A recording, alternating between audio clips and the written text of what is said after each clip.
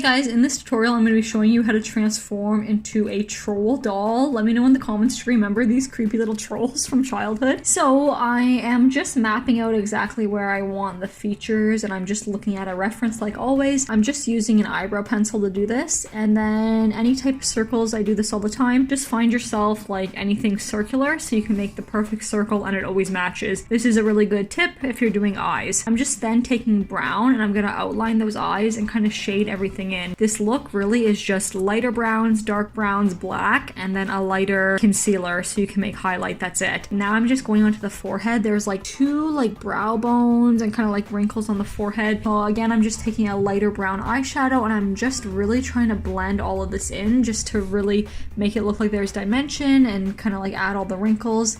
Next, I'm going on to the mouth. It's just a simple mouth, but the cheekbones are pretty prominent. I'm just adding those, and then I'm taking a lighter concealer and I'm gonna start to put it all in the areas where I had the darkness. So anywhere that you kind of want to make it look like it's sunken in, put the dark, and then anywhere you want it to pop and stand out, you put the light. So that is what I'm doing. I also am trying to hide my own nostrils, putting some black and some darker brown right under the nostril area to kind of cover that. Then I'm taking this wig I got here. It kind of fit, but it didn't go all the way down.